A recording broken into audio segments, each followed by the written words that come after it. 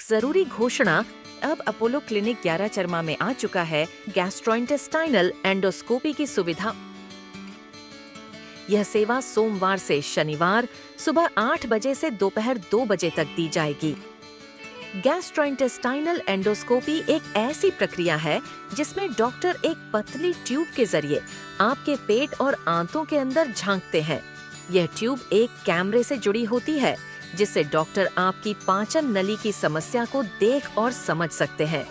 ये प्रक्रिया पेट और आंतों की प्रॉब्लम को जल्दी और सही तरीके से पहचानने में हेल्प करती है, जिससे इलाज आसान हो जाता है।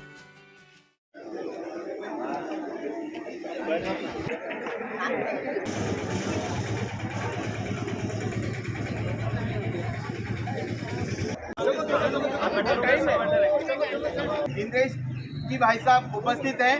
बस आपसे कुछ ही देर में ध्वजारोहण का कार्यक्रम होगा। आप सबसे व्यवस्था बनाने के लिए निवेदन करता हूं। आप सबसे आग्रह है, जो मातृशक्ति है वो मेरे और बाईं ओर और जो बंधु हैं वो दाईं ओर खड़े हो जाएं, इस तरह ध्वजा की ओर मुंह करके। और हमारे पास पूरा समय है फोटोग्राफी भाई साहब के साथ, ध्वज के साथ हम लोग पूरा समय हमको मिलेगा। सामाजिक सद्भाव जगाए, सामाजिक सद्भाव जगाए, अपने प्रेम परिश्रम के बल, अपने प्रेम परिश्रम के बल, भारत में नव सूर्य उगाए। भारत में वो व्यवस्था बनाए रखने में हमारा सहयोग करें। नेताजी सुभाष चंद्र बोस अमर रहे, नेताजी सुभाष चंद्र बोस अमर रहे, नेताजी सुभाष चंद्र बोस अमर रहे, नेताजी सुभाष चंद्र बोस अमर रहे। भारत माता की जय, भारत माता की जय, भारत माता की जय, भारत माता की जय। वंदे मातरम, वंदे मातरम। निवेदन करता हूँ, आप सब इस ऐतिहासिक क्षण का साक्षी बन रहे हैं। इंद्रेश जी हम सब के मार्गदर्शक। राष्ट्रगान के लिए सब लोग तैयार हो जाएंगे। राष्ट्रगान शुरू करेंगे। शुरू कर। जन गण मन अधिनायक जय हे भारत भाग्य विधाता, पंजाब की जय, वंदे मातरम, वंदे मातरम। जय हिंद, जय हिंद, जय हिंद, जय हिंद, जय हिंद।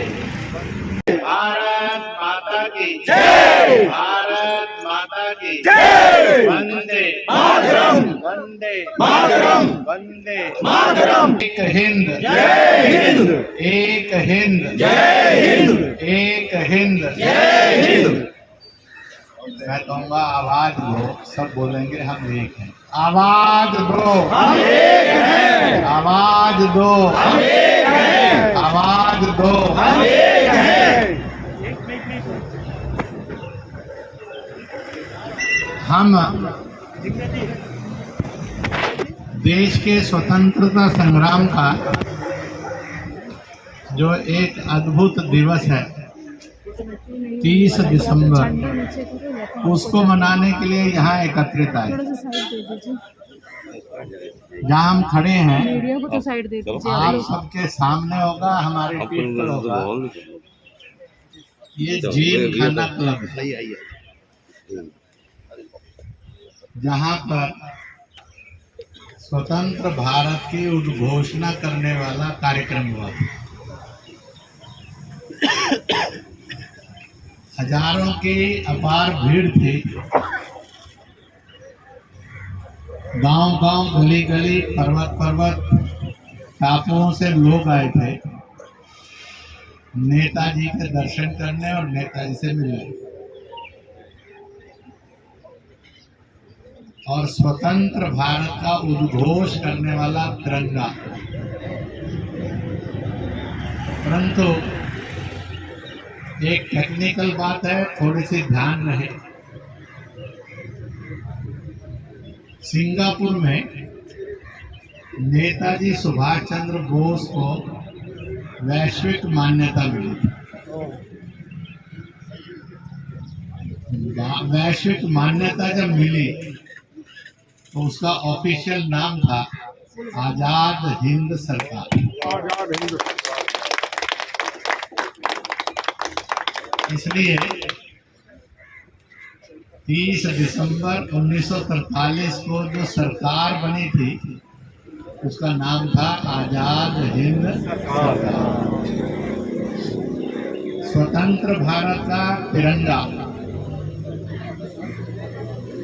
और उसमें चक्र, ये भारत सरकार का आज का ऑफिशियल झंडा। आजाद हिंद सरकार का जो झंडा था तिरंगा था, पर उसके अंदर दहाड़ता हुआ शेर था कि भारत सिंह रूप है। इसलिए निडर है, बेखौफ है, किसी से पराजित होने वाला देश नहीं है। ये मैसेज सारी दुनिया को जाए, इसलिए आजाद हिंद सरकार का झंडा दहाड़ता, छलांग मारता हुआ शेर। परंतु एक गलती मत करना, समय बदलता है तो कुछ चीजें भी बदल लेनी चाहिए। अब भारत का झंडा तिरंगा है, अशोक चक्र वाला। आप कहेंगे कि हम तो आजाद हिंद सरकार वाला ही लहराएंगे। भारत सरकार और आजाद हिंद सरकार में बहुत अंतर है। आजाद हिंद सरकार को सिंगापुर में मान्यता मिली थी और वह मान्यता मिली थी अक्टूबर 1943 में।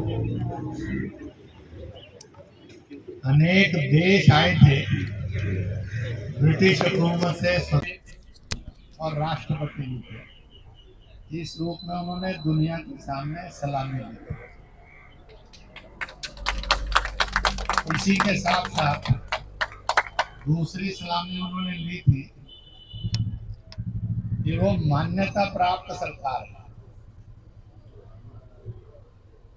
मान्यता कैसी थी? दुनिया के 19 हमारा बैंक भी हो गया, बैंक का दुनिया में लेन देन भी शुरू हो गया, हमारे नाम का सिक्का भी चलने लगा, हमारे नाम के हस्ताक्षर भी चलने लगे। पर मेरे पास तो 1 इंच भी जमीन नहीं है जिसको मैं कहूँ ये आज़ाद हिंद की, क्योंकि सारे देश के ऊपर ब्रिटिश हुकूमत। जापान ने ताज़ा ब्रिटिशर्स को हराकर अंडमान निकोबार पर कब्जा किया। तब उस समय जापान के राष्ट्रपति ने टोक्यो से घोषणा की, हम अंडमान निकोबार ये हमारा इलाका नहीं है, हमारा देश भी नहीं है, ये इलाका भारत का है, इसलिए भारतीय है। ये इलाका स्वतंत्र देश का है, इसलिए अब से स्वतंत्र रहेगा। हमने तो ब्रिटिशर्स को सबक सिखाने के लिए कब्जा किया। हम नेताजी सुभाष चंद्र बोस को डोनेशन में नहीं, फिर तो हो जाएगा हम मालिक। मित्र के रूप में ये भूमि उनकी है और आगे उन्हीं की रहेगी। ये भूमि भारत की है, भारत की ही रहेगी।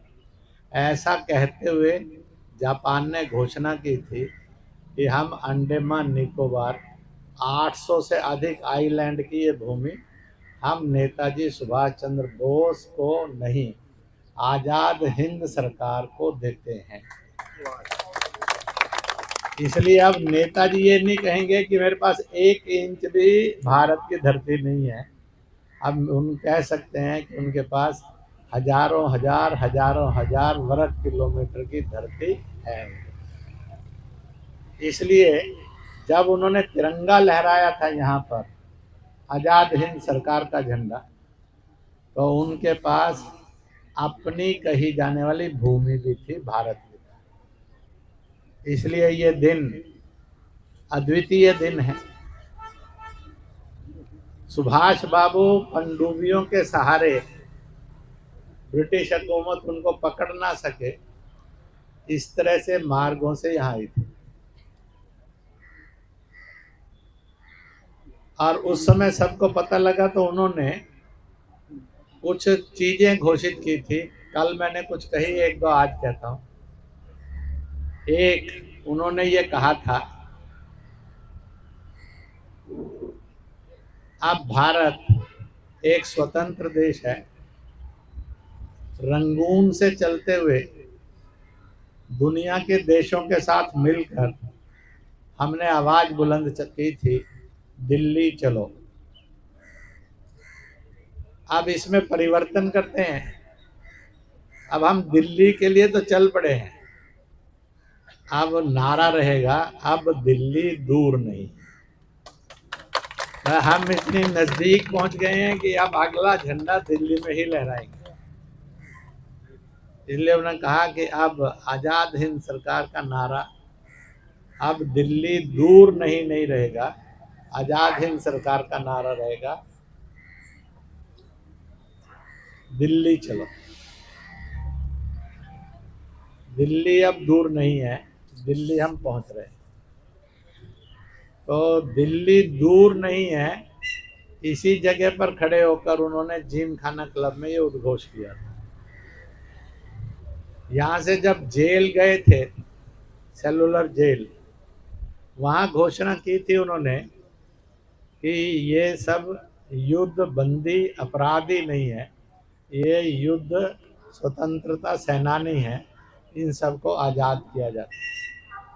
अब ये भारत सरकार के सामान्य सैनिक ही नहीं रहेंगे, अद्वितीय और सदा सलाम जिनको किया जाएगा, ऐसे सेनानी और उनके परिवार कहलाएंगे। इतिहास जानता है कि उथल पुथल सुभाष के विरुद्ध खड़ी थी, इसलिए उन्होंने अंग्रेज का साथ दिया और अंडमान निकोबार फिर से ब्रिटिश गुलाम हुआ। 1947 में जब भारत स्वतंत्र हुआ सारा, उस समय अंडमान निकोबार को पुनः आज़ादी मिली।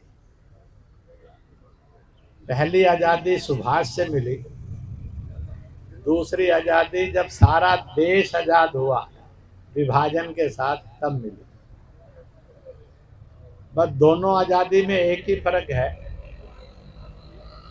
वो ली थी, ये मांगने पर मिली थी। ये पूरी आज़ादी नहीं मिली थी, विभाजित आज़ादी मिली थी। बहुत बड़ा भूभाग बंगाल का और पंजाब का पाकिस्तान और बांग्लादेश में बदले थे।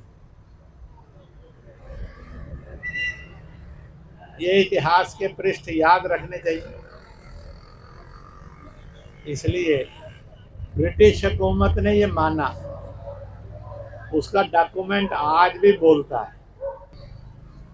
भारत के उदय में जब सुभाष आए तो हालत ये हो गई थी कि अंग्रेज कहता था हम आपको सैनिक नौकरी देंगे, 15,000 20,000 रुपये महीने की देंगे। उस समय में आज़ाद हिंद सरकार कहती थी कि हम तनख्वाह दे पाएंगे तो जरूर देंगे, नहीं तो एक ही तनख्वाह है, आज़ाद हिंद के लिए खून देना। और इसलिए भारत के लोगों ने, जिसमें अंडमान निकोबार के भी लोग आते हैं, सब ने मिलकर आज़ाद हिंद फौज में भर्ती होना शुरू कर दिया। भारत के सैनिकों ने भारत की सेना छोड़ दी, कम से कम तनख्वाह में भी आज़ाद हिंद फौज में भर्ती हुए। तब कहा, अंग्रेज बोलता है, यह जो सुभाष का जुनून था, जो धीरे धीरे सरकारी अफसरों के अंदर भी घुसा और सैनिकों में भी घुसा। अब हमारे पास कोई मशीनरी नहीं थी, ब्रिटिश बोलते हैं, जिसके आधार पर हम राज कर सके। कर्मचारी विद्रोह में चला गया, फौज में भर्ती रुक गई, आजाद हिंद सरकार की फौज अलग से बन गई। तो इस प्रकार से अब हमारे सामने एक ही रास्ता था कि हम जाते जाते हिंदू मुसलमान के नाम पर लड़ाई करवाकर भारत को विभाजित करके चले गए। अगर हमने जल्दी नहीं की तो फिर सुभाष अगर जिंदा रहे तो हमें भारत छोड़कर जाना पड़ेगा। इसी के साथ साथ उन्होंने कहा कि फिर हमारे पास एक ही प्रायोरिटी है कि हम सुभाष को सदा के लिए समाप्त करें। सुभाष मारे नहीं गए थे, सुभाष मरे नहीं थे। ये सत्य है कि उस समय में सुभाष जिंदा थे। फिर क्या हुआ, कैसा हुआ, समय ने बहुत कुछ कहा है और लिखा है। अब नहीं है ये भी पक्का है, पर जिस समय सुभाष को मृत घोषित किया उस समय वो मृत नहीं थे। इसलिए यूरोपियन स्ट्रेटजी और थोड़ी थोड़ी रशियन स्ट्रेटजी और ब्रिटिश स्ट्रेटजी और कांग्रेस स्ट्रेटजी ने मिलकर सुभाष को एलिमिनेट किया, जिसका जल्दी से पता नहीं लगा। मुझे लगता है कि मैंने ये पृष्ठ इसलिए कहा, इस समय भारत में कोई पुस्तक नहीं है जो इस पृष्ठ को कहेगी और लिखेगी और बताएगी, परंतु आप जीवित पुस्तक हैं, इसलिए इसको बताना। जैसे हंसते हुए एक ने कहा कि अगर एक बक्से पर नेहरू लिख दिया जाए, एक बक्से पर सुभाष लिख दिया जाए और गांव के लोगों को कहा जाए वोट डालिए, तो नेहरू की जमानत जब्त हो जाएगी, सुभाष जी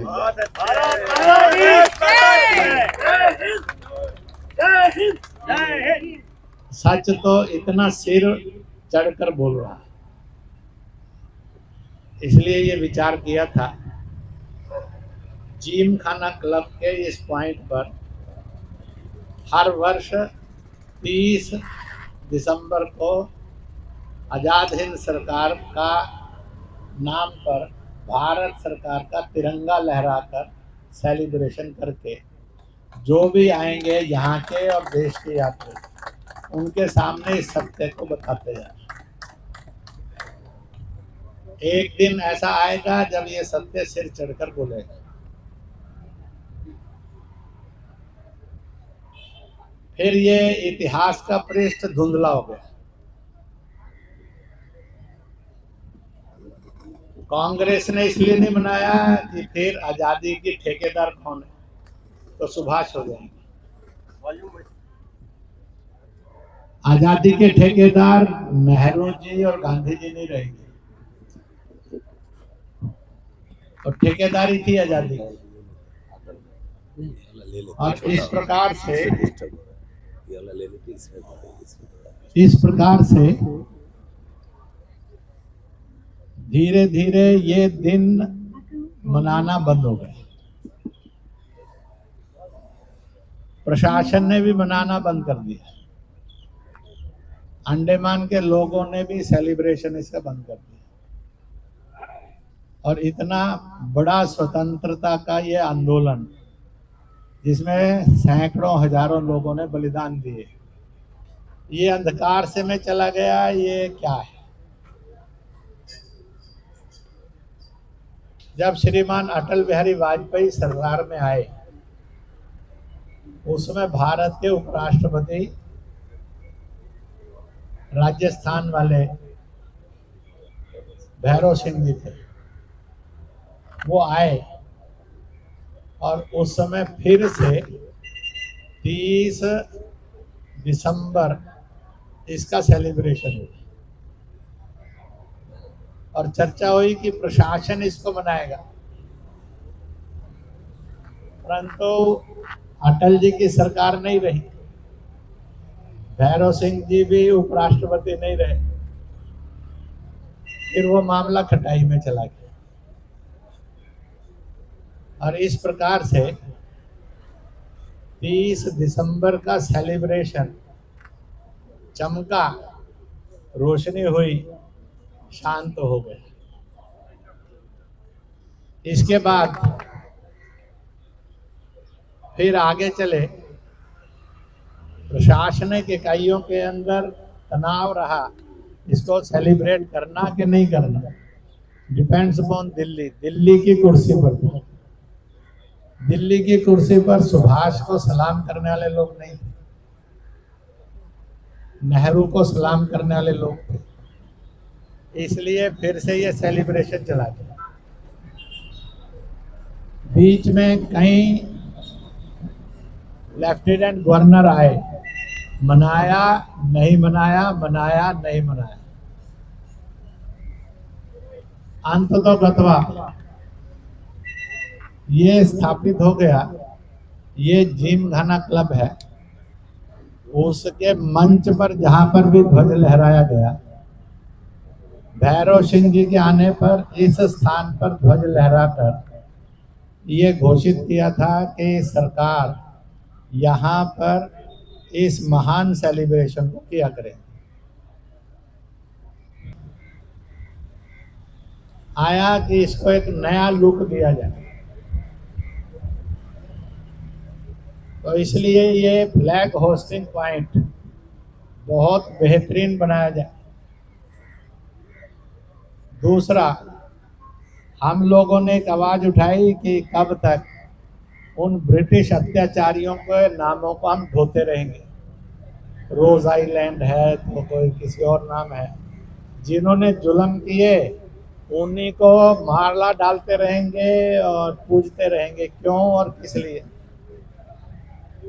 तो इसलिए ओरिजिनल फ्लैग पॉइंट और नए नाम यहाँ पर आइलैंड्स के रखे जाएं और ब्रिटिश अत्याचारियों के नामों से मुक्ति का युग शुरू हो। नहीं, पोर्ट ब्लेयर नहीं, घर जाते जाते तक पक्का है भूल जाएंगे। वो जरा हाथ खड़ा करो। नहीं भूलेंगे। और जो पक्का है कि बच्चों को जाकर सिखा देंगे, औरतों को भी सिखाएंगे और अड़ोसी पड़ोसियों को भी बताएंगे, वो जरा हाथ खड़ा करो। फिल्मी गाना है, वायदा किया तो नहीं तो जन्नूम जाना पड़ेगा, और जन्नूम जाना नहीं। दुनिया के 28 देशों ने किसी न किसी दूसरे राष्ट्रीय नेता का सम्मान किया है, सर्वोच्च सम्मान से। 28 देशों ने कर दिया। किसी ने ना अमेरिका का किया, ना चीन का किया, ना रूस का किया, ना अरब का किया, ना तुर्किस्तान का। जिसने भी सिलेक्ट किया तो किसको किया? भारत को। किसने किसको किया? भारत के प्रधानमंत्री। पॉलिटिकली सोचेंगे तो पॉलिटिक्स आएगी, नेशनली सोचेंगे तो लगेगा सारे जहां से अच्छा था है। हम है या नहीं है फर्क है। तो इस छाती के मालिक हम बने, सारे जहां से अच्छा हिंदुस्तान हमारा, ये हमें भगवान ने दी है और इसको हम जिएंगे। इसलिए 30 दिसंबर इसका सेलिब्रेशन करते हैं। कुछ साल पहले भारत के प्रधानमंत्री ने न्यू फ्लैग पॉइंट थोड़ी सी दूरी पर ही समुद्र के किनारे प्रतिष्ठित किया। सरकार वहां तिरंगा लहराती है 30 तारीख, और जनता यहाँ तिरंगा लहराती है 30 तारीख।